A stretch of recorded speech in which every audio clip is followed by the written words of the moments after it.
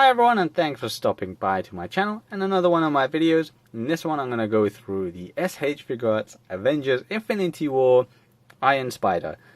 Not the Iron Spider that I particularly like. I mean, it's an okay outfit, but it's the one based on the movie version. So I'm going to go through the optional parts first, then the figure. So if you want to see the figure, skip ahead a couple of minutes and then you can view the figure. So let's move the figure out of the way and go through the optional parts. So he comes with quite a few. Now, it's very similar to the old Spider-Man figure that came out, Homecoming figure, but with some noticeable additions, which I will go into. But first, the hands. So he comes with the default fists that I've shown you already. Well, kind of briefly, I didn't really show them to you, but yeah, they're on him. And then he comes with the wall-crawling hands, the open hands, like so. And these have a very, very matte, non-shiny armor finish to the whole figure, not just the hands. So that's like number one noticeable thing about this figure. So I'll put those aside, and he comes with another pair, which is one of his alternate web unleashing web thrippy hands. So he comes with a pair with those, and then he comes with the regular web hands, like so. They're quite tiny, so sorry if you can't see them properly. And there we go. Drop the hand. So yeah, a pair of those. And then he comes with a pair of hands that hold a web line. I've already attached one of the web lines to the other hand because it was easier and I wanted to kind of point something out. So I'll show that to you right now. So that's actually tucked underneath the other part. So this is the web line that it comes with. It comes with a long version and then two web shooting lines. So one small shooting one here, which I might as well just show you now. I'll show you how to connect them to his wrist later. So this one is just a small release. And this one's a larger one that attaches to the wrist. They've got a bit more of a white coloration to them compared to, I think the Homecoming one was a bit more translucent. Maybe my memory's a bit off. And then this one is just a web line that he can hold on to with the hand that's already attached on the other matching hand that also goes on it. Now I've already kind of fed it through to the hand itself. Just be careful though when you do it, because then you might actually damage it, because it's just thin plastic. So you can see here the white here. You know, when you bend plastic a lot, that might happen, whereas you can see on the rest of this web line it's actually quite clean. So just be careful and mindful of that so you don't end up snapping it off by accident. So that's the hands. Then he comes with this little bit. This is actually something that goes into the back of the figure, and then you can use if you've got the Tamashi effect stand sold separately, then you can plug that into there. It's a bit of a weird thing, I'll show you that later on, but it's not the same way as the Homecoming figure was exactly. Then you've got this tool, which actually is for the eyes. So he comes with two pairs of extra eyes. So the default ones that you have is going to be the wide eyes. Then he comes with slightly squinted eyes, not as squinted or not as open. And then he comes with the super squinted eyes, which is the bottom one here. And you use this little tool to push the eyes out from the head, which I'll show you once I get onto the figure. That's actually quite cool, but it's a nice thing to have. So I showed you the webs, and then finally for this figure, which now is quite late, I guess for spoiler reasons. I mean, I'm late with this video anyway, but yeah. So then he comes with the Iron Spider legs. So this is a separate attachment piece that actually fits onto his back. You just have to replace, as you guessed, the spider emblem that's on the back of the figure with this new one piece here. So the legs do move. Each of the four legs move in slightly different ways. Well, the pair move in slightly different ways. So the top pair, you can move these from the base on the back like so a little bit. Kind of show you that again. You can see that's more angled that way, whereas the other one is still a bit more to a diagonal. And then at each joint you can move them up and down, but they do not rotate. So at each joint up and down, but they do not rotate. Then at the bottom pair of legs, they don't move as much like this one did. They only move a little bit like side to side, but each joint itself can go up and down. Now be mindful of this, because this one here, this one is the joint that gives me most issue, but they can pull off quite easily like so. So it's just kind of like a spanner sort of joint. You just push it back. It's just a hinge really. Push it back like so. That was a bit rough with that, but yeah, push it back and that would be it. Mine's a bit loose for this particular leg. The other one is not as bad, so maybe yours will fare better, maybe not. So that's the legs.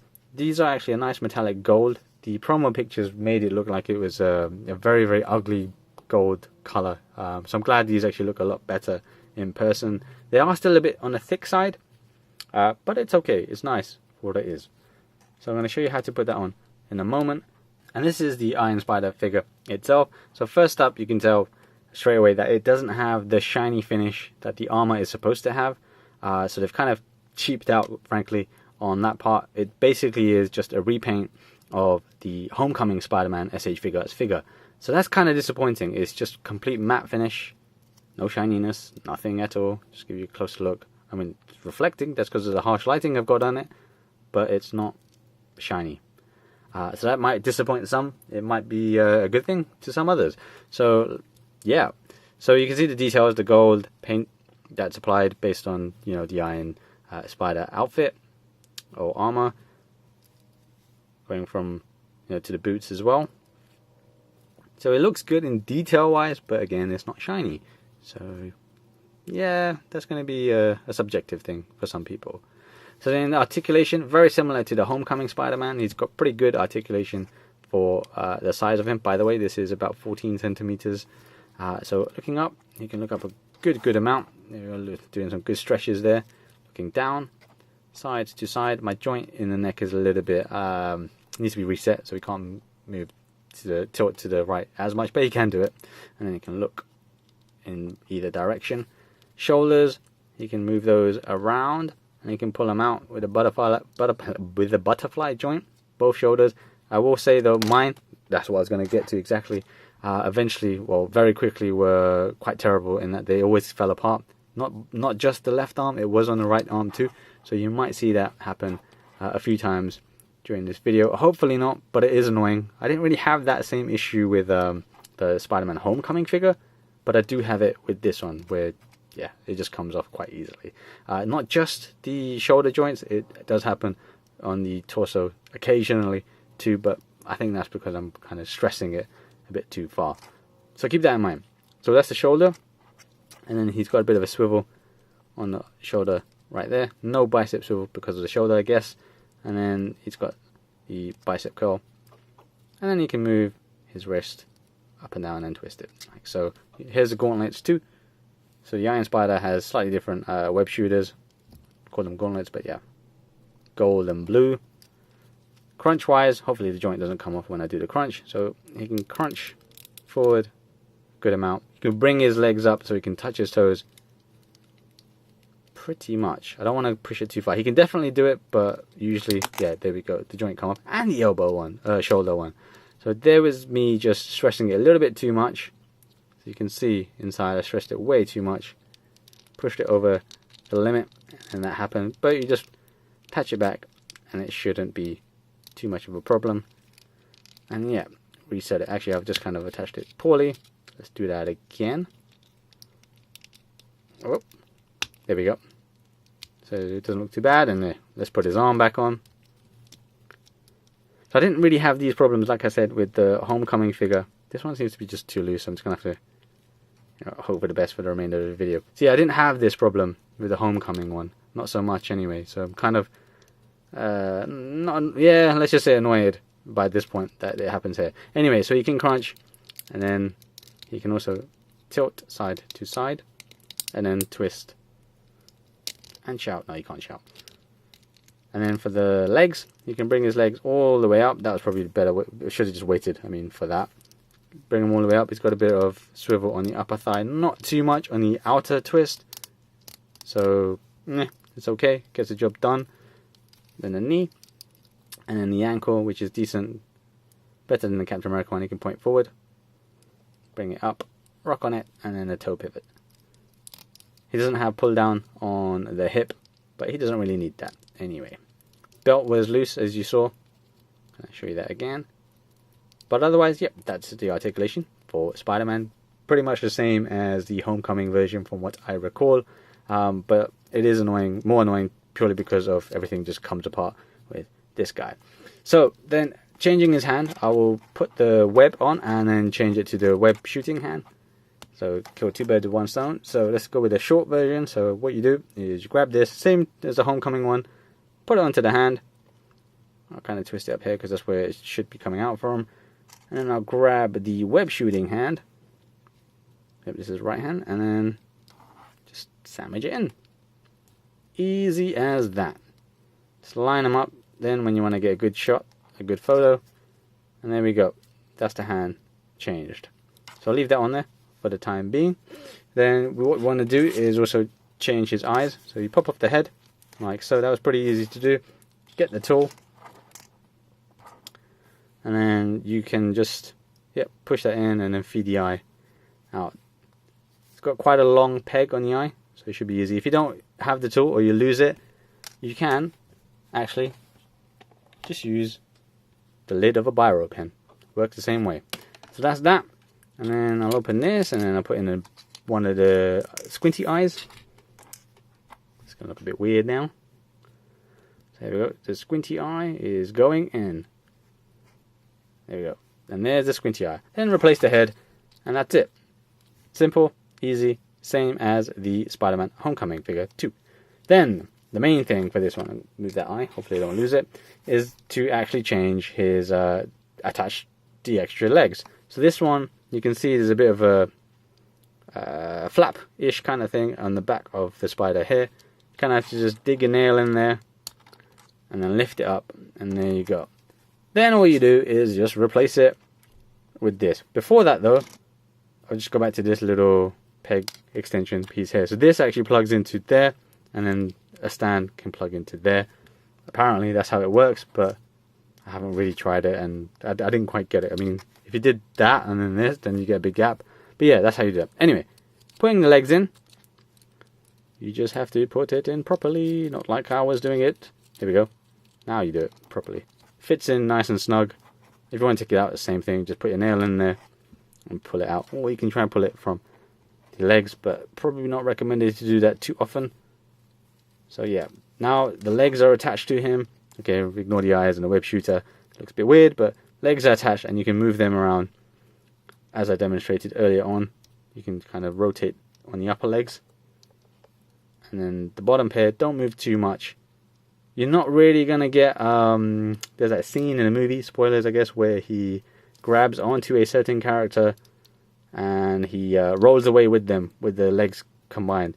This one sadly doesn't have the reach for that. It's not going to work so cleanly and nice looking.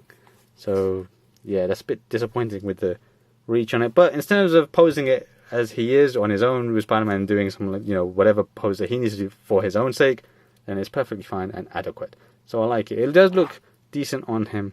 Maybe the lighting on my camera might not show it clearly, but again, the legs are metallic gold. They are better than the promo shots led on, in my opinion anyway. So those are the legs. Like I said, you can just pull them off from the top legs if you want. Not recommended, just in case, the legs become loose and you pull off the entire leg. And then put the original back on. And there you go. That's the vanilla Spider-Man back again. So I got this figure from Nin Games. I bought it with Captain America because they came out at the same time. If you haven't seen the Captain America video, check that one out, by the way. And this one cost me around 5,800 yen. Spider-Man cost a bit more because I think the legs were included, so it jacked up his price a bit. So 5,800 yen roughly without shipping and handling. Shipping was about 1,000 to 2,000 yen for both figures combined. No customs, thankfully. If you do have the original Spider-Man Homecoming, then I would probably wait, actually, because I know Mafex, or Mayfex, however you want to call it, are doing a Iron Spider for next year, which is a while away, but that one looks so good. It has the shiny armor, and the legs look even better. The articulation looks pretty good too. Mafex, as far as I know, are improving a lot on their figures as they get new releases coming out, but they're just really far away. So if you can wait, then wait for the Mafex one and pre-order that if you can, because that looks much better than this S.H.Figuarts one.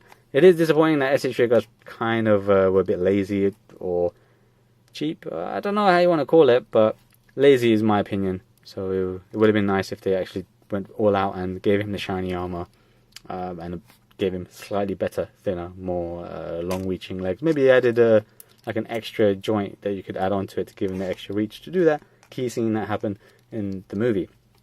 Otherwise, though, if you do have the money and you like the suit and you like S.H.Figuarts and you want to remain consistent, then it still fits within the whole Avengers Infinity War line, bar the non-shiny look of it.